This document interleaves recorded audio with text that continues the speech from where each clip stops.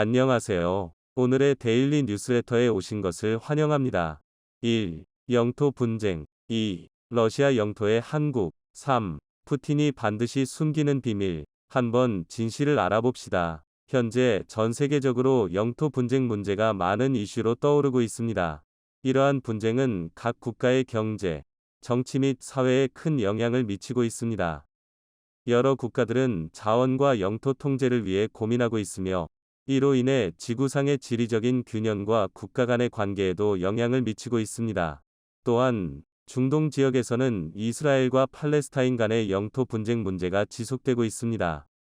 이 문제는 많은 국제사회의 관심을 받으며, 이 지역의 안전과 평화를 위한 해결책을 찾는 노력이 계속되고 있습니다. 세계 각지에서 이러한 영토 분쟁으로 인해 많은 인종 갈등, 경제적 손실 및 인권 침해 등 다양한 문제가 발생하고 있습니다.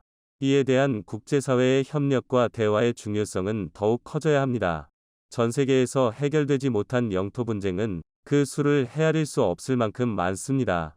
특히 한국이 포함된 동아시아에서는 무려 10개 이상의 장소에서 국가 간 영토 분쟁이 은밀하지만 치열하게 진행 중인데요.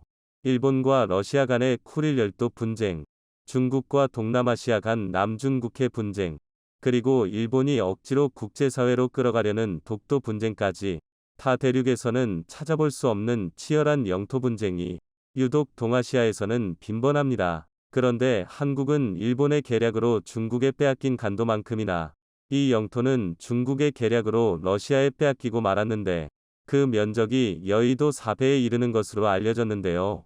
러시아가 절대로 돌려주지 않는 한국의 마지막 영토, 적군이라도 그 적군이 너무나 경외스러울 때는 그가 죽은 후에도 마치 신처럼 떠받드는 경우가 있는데, 우리나라 역사에서 이순신 장군이 그렇습니다. 일본의 해군 역사상 가장 유명한 전쟁 영웅으로 꼽히는 사토 데스타로라는 인물은 내가 가장 존경하는 장수는 이순신이다. 영국의 넬슨 제독의 명성이 아무리 높다지만 인격과 천재성에서 이순신에 필적할 순 없다. 며 1926년 조선지방행정이라는 월간지에 절세의 명해장 이순신이라는 제목의 글을 썼습니다. 프랑스 에스파냐 연합 함대를 격파시킨 유럽 역사상 가장 유명한 제통 넬슨보다도 이순신 장군이 더 뛰어나다고 평가한 것인데요.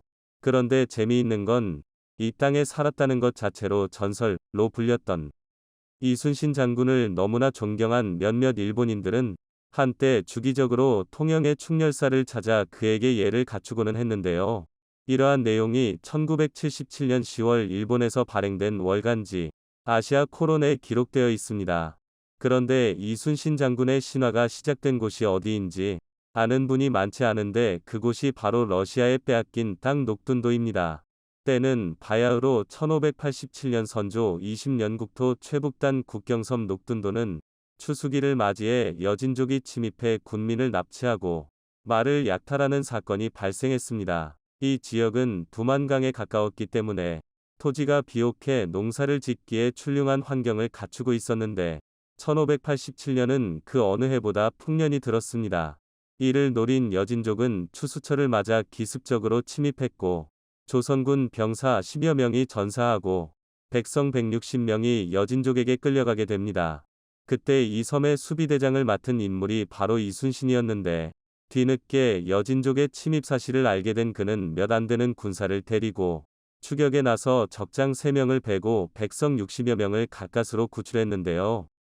그런데 당시 함경도 지역 군대 총사령관을 맡았던 이일은 이순신의 병력 증원 요청을 묵살한 죄를 피하고자 이순신에게 모든 죄를 뒤집어 씌웠습니다. 그리고는 이순신을 잡아다 가두고는 조정의 징계 여부를 물었죠. 선조실록 21권에 따르면 선조 임금은 전쟁에서 패배한 사람과는 차이가 있다. 병사로 하여금 장영을 집행하게 한 다음 백예증군으로 공을 세우게 하라 고 하명했는데요. 큰 벌을 받을 뻔했지만 선조 임금 덕분에 간신히 처벌을 면했고, 이듬해 여진족 정벌에 큰 공을 세우면서 사면을 받게 되는데요. 당시 나이 43세 이순신의 생에 있어서 이 녹둔도 전투는 중요한 변곡점이 됐습니다. 이순신이라는 지휘관의 존재를 국가가 처음으로 인지하는 계기가 됐기 때문이죠. 지금이야 이순신을 모르는 사람이 없지만 1587년 당시 이순신은 변방의 하급 무관에 불과했습니다. 만약 선조 임금이 녹둔도 전두를 패배라고 규정했다면 임진왜란에서 귀신 같은 전공을 세운 그의 존재는 없었을 겁니다. 의 일화에서 알 수 있는 내용은 녹둔도는 명백한 조선의 땅이었다는 점입니다. 녹둔도가 처음 우리 역사서에 등장한 것은 세증실록으로 세증은 여진족의 약탈을 막기 위해 길이 1246척에 높이 6척의 녹둔 토성을 쌓고 목책을 둘렀습니다. 즉, 조선의 최북단 기지였죠. 현재로 따지면 함경북도 경층에 있는 작은 섬인데 전진기지였기 때문에 병사를 제외한 농민은 섬에 거주할 수 없었고 봄, 가을, 춘경, 추수기에만 출입이 허가됐죠. 그런데 조선의 영토였던 녹둔도는 엎어다 러시아 땅으로 편입된 것일까요? 1860년으로 이동해 보겠습니다. 현재 러시아 땅으로 알고 있는 극동 지역의 연해주는 한때 발해의 영토였고 일제강점기에는 조국을 잃은 우리 조상들이 망명했던 곳이며 현재는 한반도와 국경을 맞댄 곳입니다. 녹둔도가 러시아 영토가 된 배경에는 청나라와 영국 간 아편전쟁이 자리하고 있는데요. 청나라는 제1차 아편전쟁에서 패배하면서 5개의 항구를 개항하게 됐는데 영국은 무역 확대를 요청하며 청나라를 더욱 핍박하기 시작합니다. 그러나 청은 과도하다며 영국의 요청을 거절했고 결국 제2차 아편전쟁이 벌어지게 되는데 이때도 패배한 청은 영국과 텐진 조약을 체결하게 됩니다. 이 당시 러시아는 청과 영국의 텐진 조약을 중재해 주었고 그 대가로 청과 러시아 사이에 베이징 조약이 체결되죠. 이 조약으로 녹둔도를 포함한 연해주가 전부 러시아 영토로 편입됩니다. 이 기간 러시아가 청으로부터 가져간 영토가 100만 km에 달했는데 이는 한반도의 5배이자 러시아 전체 영토의 6%가 되는 광활한 땅입니다. 그리고 여기에 녹둔도가 포함되면서 하루아침에 러시아와 한반도는 국경을 접하게 되는데요.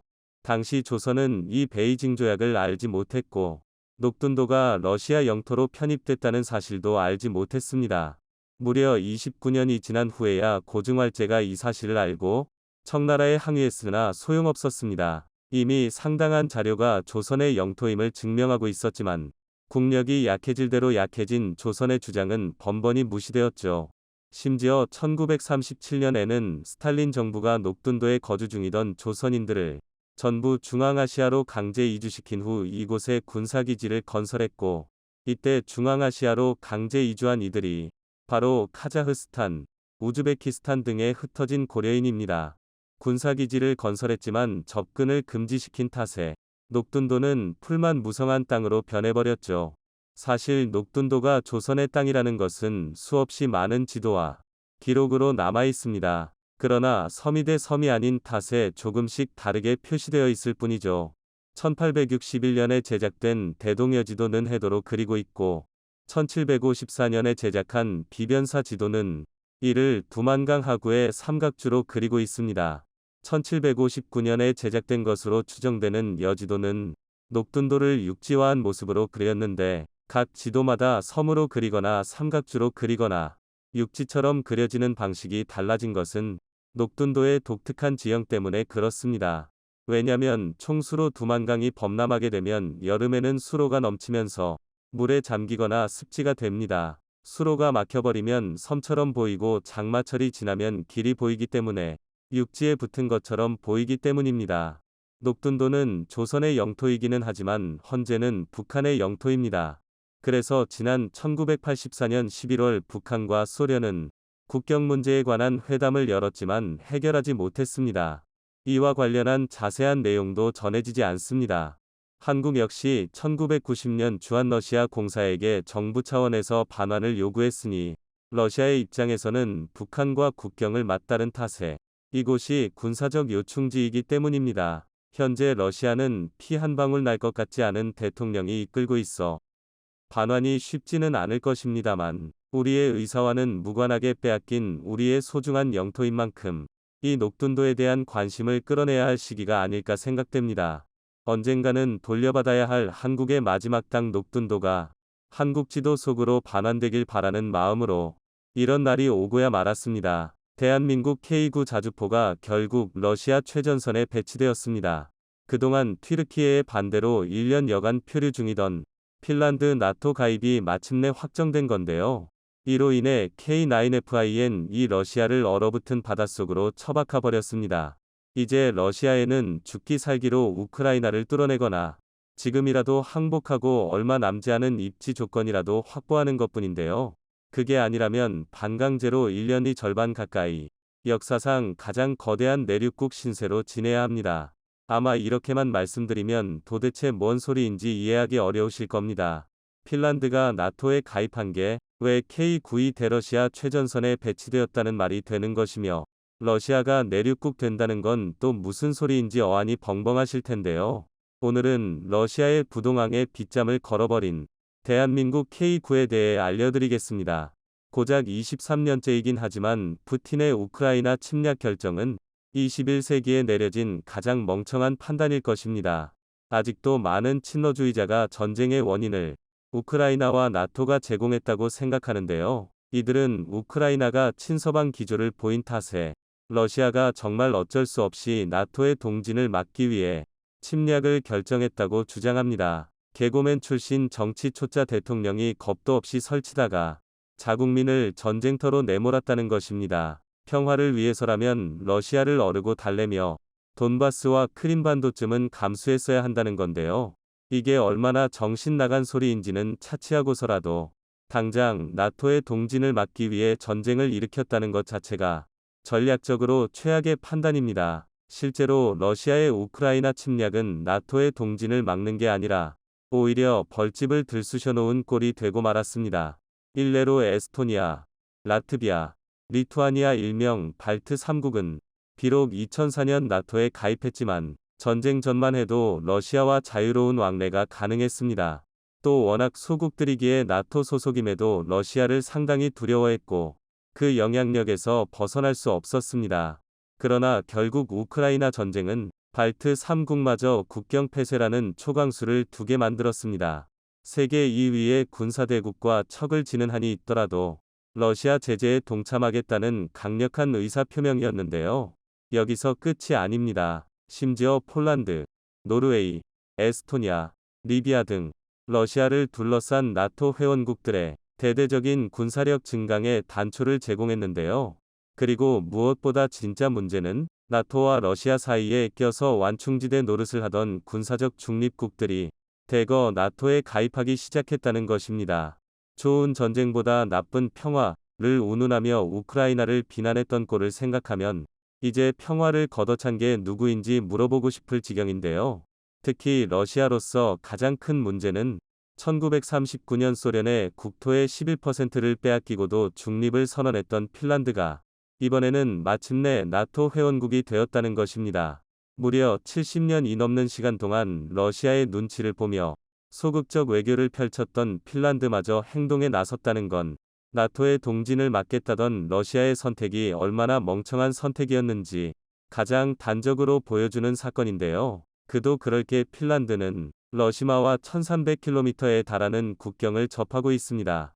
이런 핀란드가 31번째 회원국이 되면서 나토와 러시아의 접경 구간은 기존의 2배가 넘는 2500km로 급증했습니다.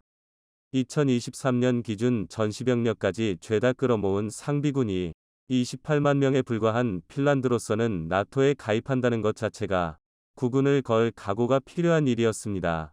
핀란드의 최대 일간지인 헬싱킨 사노마트 또한 나토 가입이 군사적 충돌과 같은 불행한 결과를 낳을지라도 반드시 이루어져야만 한다고 표현할 정도였는데요.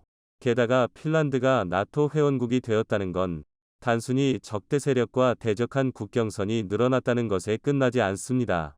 핀란드의 나토 가입은 결국 러시아의 젖줄이나 다름없는 발트해가 나토의 호수가 된다는 뜻입니다. 러시아는 현존하는 국가 중 가장 넓은 영토를 지닌 나라입니다. 그 넓이만 자그마치 1710만 평방킬로미터로 대한민국의 약 170회, 전체 육지 면적의 무려 11%에 육박합니다.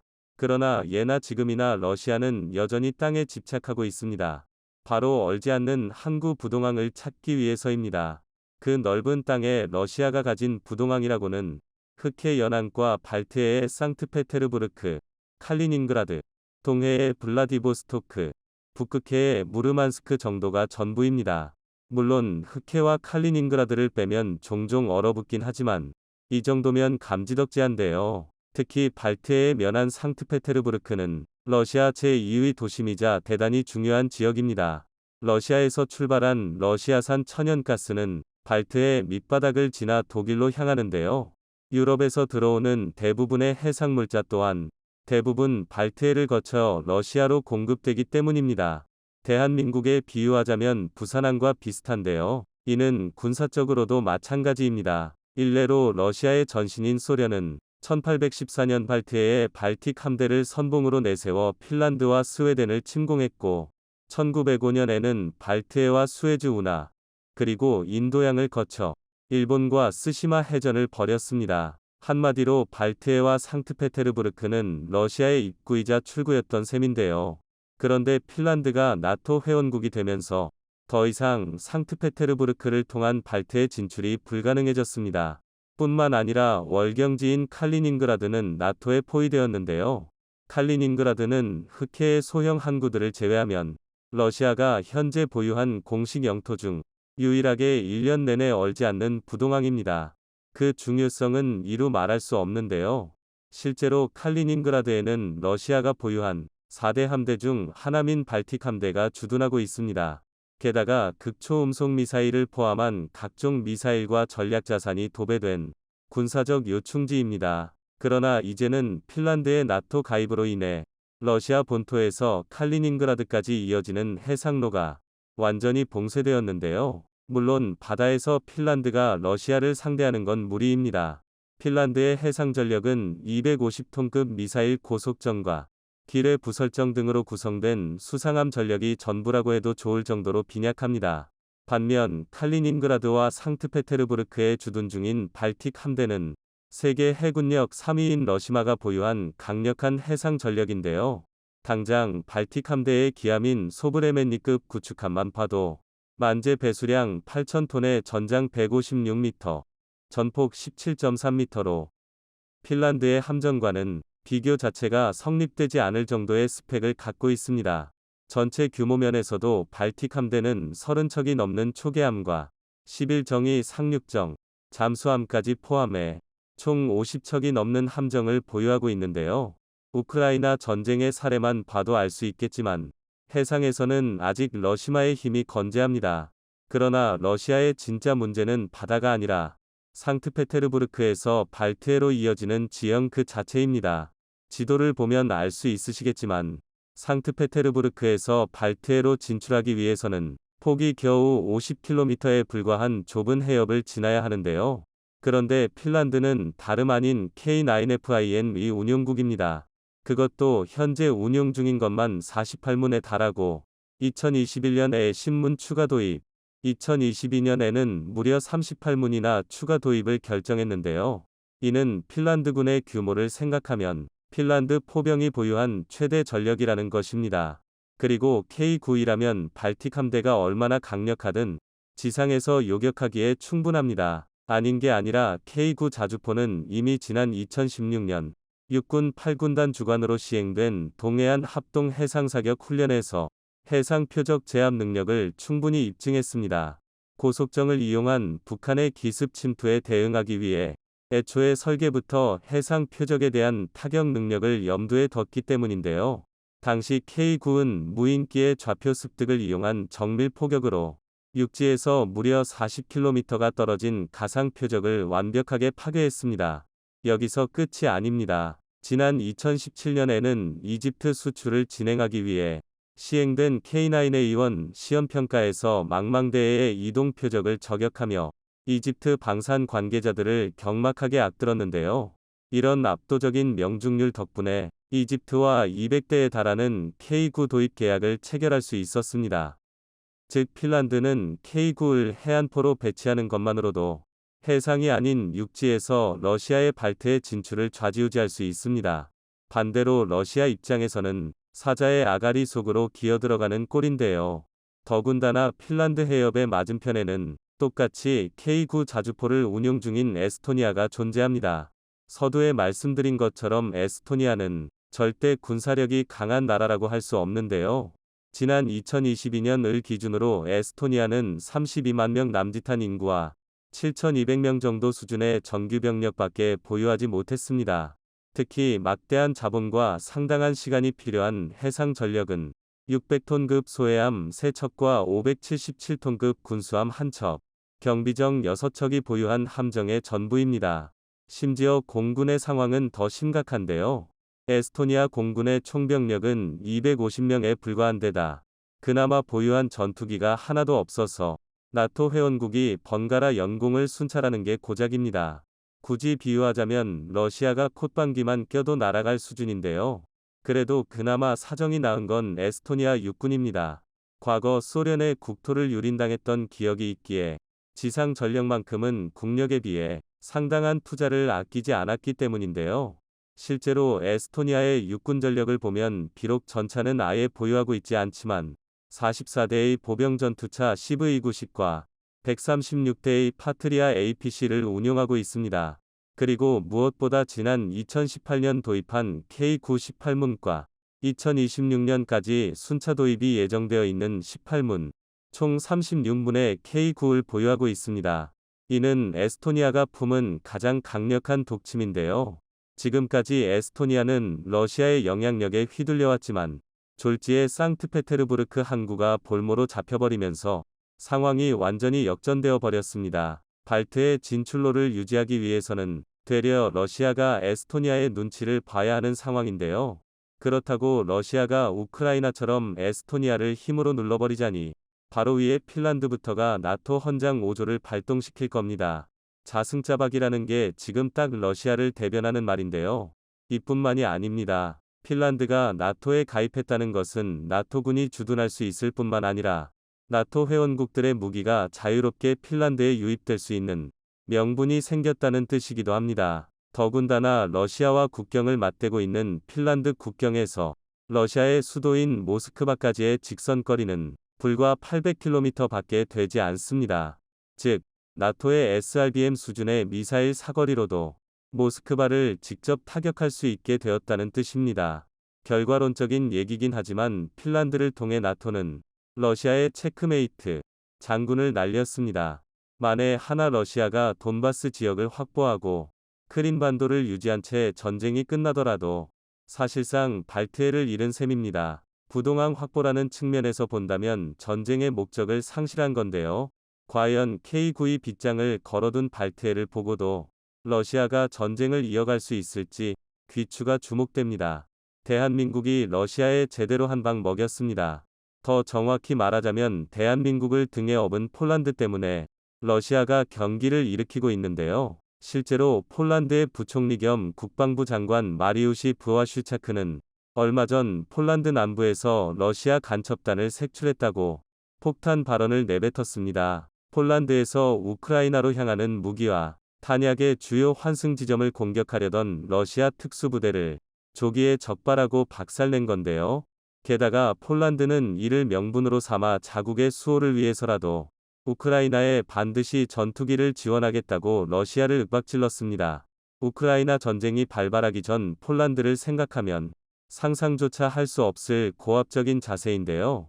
군사 전문가들은 이토록 폴란드의 영향력이 강력해진 이유로 대한민국의 무기 체계를 꼽았습니다. 아닌 게 아니라 최근 대한민국은 또 한 번 전 세계를 경악하게 만들 속도로 FA-50 폴란드 인도 일정을 공개했습니다. 폴란드 정부 또한 우리는 곧 FA-50 받을 거니까 미그 29는 우크라이나가 가져 라는 식으로 대놓고 발언했는데요. 오늘은 국경을 초월해 유럽의 하늘을 지키게 된 FA-50 폴란드 수출 버전에 대해 알려드리겠습니다. 대한민국 FA-50 경공격기의 폴란드 초도 물량 인도 일정이 공개되었습니다. 이번에도 믿지 못할 만큼 빠른 속도인데요. KAI가 밝힌 폴란드 초도 물량은 8월 2대를 시작으로 올해 안에 12대가 모두 인도될 예정입니다. 지난해 7월 폴란드가 FA-50 도입 총괄 합의에 서명한 지 고작 1년 만에 납기가 시작되는 건데요. 이는 비상식적일 정도로 빠른 속도입니다. 오죽하면 FA-50과 동일한 4세대 전투기이자 폴란드가 추가 도입을 논의 중인 F-16은 제작사인 록히드 마틴 측에서 아무리 급하다 해도 2020년 후반은 되어야 초도 물량 인도가 가능하다고 난색을 보이고 있는데요. 한국이 이상하게 빠른 거지, 이게 정상이라고 폴란드를 어르고 달래는 중입니다. 반면 대한민국은 아예 보란 듯이 품질 검사까지 마친 폴란드용 FA-50을 공개해버리면서 압도적인 수준 차이를 증명하고 있습니다. 바로 FA-50 엘콕텐 경공격기급 사양을 갖춘 폴란드 수출용 FA-50GF입니다. FA-50GF는 겟 파일럿의 줄임말로 문자 그대로 공백을 메꾼다라는 뜻인데요. 실제로 FA-50GF는 우크라이나 전투기 지원에 대한 논의가 본격적으로 불타오르기 시작하는 완벽한 타이밍에 공개되었습니다. 이 덕에 폴란드는 아무 걱정 없이 미그-29를 우크라이나에 지원할 수 있게 되었는데요. 그런데 이를 두고 긍정적인 반응만 나오는 것은 아닙니다. 일각에서는 빨리빨리만 신경 쓰다가 품질에 문제가 생기는 건 아닌지 우려스럽다는 목소리가 나오고 있습니다. 아무리 대한민국이라도 고작 1년 만에 4세대 전투기 인도를 시작한다는 건 상식적으로 말이 안 된다는 것입니다. 하지만 결론부터 말씀드리면 이런 주장은 자세한 사정을 모르기에 할 수 있는 기우에 불과합니다.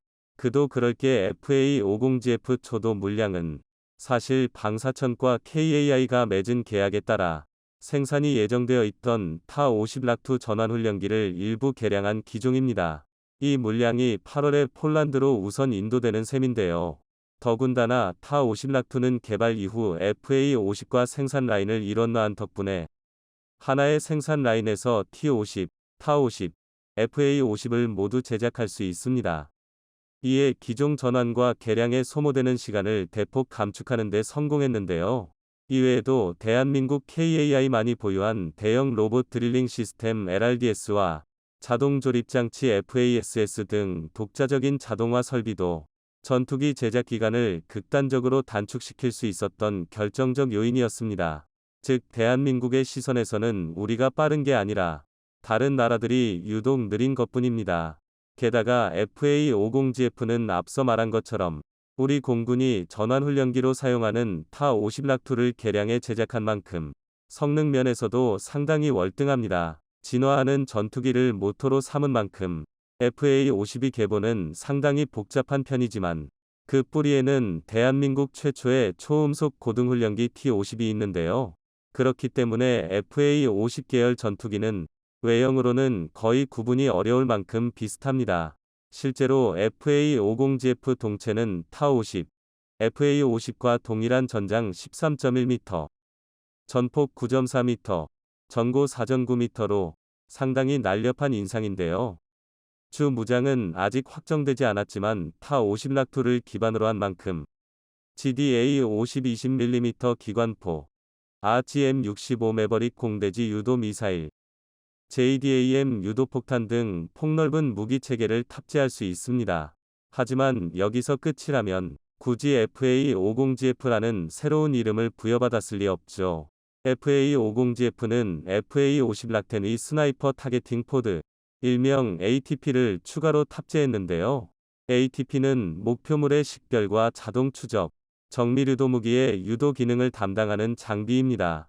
이 ATP 덕분에 FA-50GF는 GPS 기반 공대지 유도폭탄인 JDAM보다 더욱 정밀한 GPU-12 페이드웨이 레이저 유도폭탄을 운용할 수 있게 되었는데요. ATP는 레이저 조사를 통한 정밀한 투발이 가능할 뿐만 아니라 기존 야간 표적 식별 장비와 비교했을 때 최소 2배 이상의 거리에서 최대 5배의 해상도로 표적을 식별할 수 있습니다. 이 덕에 FA-50GF는 목표를 타격한 후 표적의 상태를 확인하는 BDA 절차에서도 굳이 저공 비행을 하며 위험에 노출될 필요성이 없어지게 되었고 임무의 정확성은 물론 안정성까지 확보할 수 있게 되었습니다. 폴란드에서 FA-50GF가 담당하게 될 임무를 생각하면 최적의 업그레이드라고 할 수 있는데요. FA-50은 태생부터 종심 깊숙이 침투하는 공중우세 전투기가 아니라 지상의 목표물을 타격하는 대화력전, 즉 ATK 임무를 주로 수행하는 경공격기로 개발되었습니다. 그렇기 때문에 FA-50 계열에는 내장형 위성항법 장치인 EGI가 기본으로 탑재되어 있는데요. EGI는 항공기의 자세와 항법 정보처럼 무장 투하와 비행 제어에 필요한 정보를 항공기 시스템에 제공해주는 센서입니다. 그리고 그 중에서도 특히 FA-50GF에 장착된 EGI는 오차 누적도가 작고 정밀한 링레이저 RLG과 통합되어 있는데요. 이를 통해 FA-50GF의 폭격 정밀도는 F-16과 비교해도 오히려 우수한 수준입니다. 쉽게 말해 ATP와 EGI를 탑재한 FA-50GF는 근접함공 지원 CAS, 적군 집결지에 폭격을 가하는 항공차단 임무 INT, 지상 목표물에 타격하는 ATK에 특화된 기체라고 할 수 있는데요. 러시아와의 최전선에서 폴란드 국경 수호를 담당할 FA-50GF의 임무를 고려한 설정입니다. 우크라이나 전쟁에서 보여준 러시아의 제공 능력을 고려하면 공중우세보다는 신속한 전방 차단이 더 우선시될 수밖에 없습니다. 게다가 FA-50GF의 모체가 되는 타-50락2부터가 훈련기라 부르기 민망할 정도로 오버스펙의 기체입니다. 타-50락2는 기존 타-50 전술 입문 훈련기를 개량한 버전인데요. 타-50을 발전시켜 개발한 FA-50을 보다 효과적으로 운용하기 위해 제작한 것이 타-50락2입니다. 정리하자면 최초의 T-50 고등훈련기가 있었고 이를 개량한 것이 타-50 전술 입문 훈련기입니다. 그리고 타-50을 경공격기 성능으로 업그레이드한 것이 FA-50. 이를 제대로 운용하기 위해 한 차원 높은 수준의 개량을 거친 훈련기가 바로 타-50락2인 건데요. 그렇기에 타-50락2는 비록 이름만은 훈련기일지라도 무장 능력과 성능 자체는 FA-50과 동급 이상입니다. 실제로 타-50락2는 FA-52 기능과 성능 향상을 기반으로 약 80건에 육박하는 설계 변경을 진행했고 당초 공군에서 KAI에 요구했던 능력보다 훨씬 높은 성능을 발휘할 수 있도록 개발되었습니다. 그 결과 타-50락2는 적의 유도미사일이나 전파를 탐지할 수 있는 레이더 경보 수신기 RWR과 전자방해책 투발장치인 CMDS 등의 전자전 장비가 추가되었고 야간 임무 수행이 가능하도록 MVIS도 갖추고 있는데요. 또한 FA-50과 동일한 이스라엘 J2L M2032 기계식 레이더가 장착되어 100km 급 탐지 범위를 기본으로 갖추고 있습니다. 이쯤이면 말만 훈련기지 왜 오버스펙이라고 하는지 납득이 가실 텐데요. 그런데 심지어 폴란드가 대한민국과 계약한 FA-50 물량은 총 48대로 12대의 FA-50GF는 그저 급한 불을 끄기 위한 선봉대에 불과합니다. 폴란드의 하늘을 수호할 진짜 본대는 바로 2025년부터 36대 인도가 계획되어 있는 FA-50 페타리터입니다. FA-50 페타리터부터는 지상 화력 지원뿐만 아니라 본격적인 제공권 확보에도 투입될 수 있는 스펙인데요. 경공격기로서의 FA-50은 주 임무가 지상 표적 타격이기 때문에 펀치력은 좋아도 리치가 짧다는 특징이 있습니다. 기체가 작은 탓에 함속 거리가 짧고 상대적으로 공대공 능력이 부족한데요. 물론 대한민국처럼 하이 미들 로우 믹스 체제를 운용하며 하이엔드급 전투기를 다수 보유한 국가라면 이게 큰 문제가 아닙니다. 하지만 폴란드처럼 KF-21, F-35 수준의 고성능 전투기가 부족하다면 FA-50이 다방면에서 여러 역할을 할 수 있어야 고성능 함공기의 업무량을 감소시킬 수 있습니다. FA-50 페타리터는 이런 문제를 해소하기 위해 FA-50 블락 22 성능을 갖출 예정인데요. 우선 가장 큰 개량 포인트는 기존 444km였던 전투 행동 반경 확장입니다. 이를 개선하기 위해 FA-50 페타리터에는 현재 150갤런 수준의 외부 연료 탱크보다 2배가량 증가한 300갤런, 1135L의 외부 연료 탱크가 장착됩니다. 또한 여기에 더해 그동안 없었던 공중급유 장치가 추가되는데요. 심지어 소형기에 적합한 프로브 앰퍼샌드 드로그 방식의 공중급유 시스템으로 기상의 영향을 받지 않고 한 번에 복수의 FA-50PL의 동시 공중급유가 가능합니다. 그리고 무엇보다 FA-50 페타리터부터는 AESA 레이더가 탑재되기 시작합니다. 지금까지는 기계식 레이더를 운용한 탓에 지상과 공중 표적을 동시에 탐색할 수 없었지만 AESA 레이더가 장착되면서 진정한 다목적 전투기로 거듭난 것입니다. 게다가 AESA 레이더를 탑재하면서 이전까지 에임9 사이드와인더 단거리 공대공 미사일을 통한 최소한의 자체 방어만 가능했던 FA-52, 에임120 암램 공대공 미사일 등 중거리 무장체계 운용이 가능해졌고 BVR 능력을 확보하게 되었는데요. 한마디로 FA-50 페타리터 외견만 비슷할 뿐 FA-50과는 차원이 다른 전투기로 재탄생했다 해도 과언이 아닙니다. 오죽하면 대한민국 또한 FA-50 페타리터를 계기로 FA-50 락20 도입을 검토 중인데요. 특히 1998년 IMF 사태로 전술기 교체 시점이 다소 늦어진 우리 공군의 입장에서 FA-50 락20은 KF-21 보라매가 전력화되는 2032년 전까지 발생한 전력 공백을 충분히 채워줄 수 있는 최선의 대체 수단입니다. 이처럼 20년 전 대한민국의 항공기술력을 입증한 T-50은 끊임없이 진화하며 대한민국의 하늘을 수호하고 있는데요. 이제는 폴란드를 넘어 유럽 전역까지 대한민국 FA-52 비행운이 뻗쳐나가길 바라겠습니다.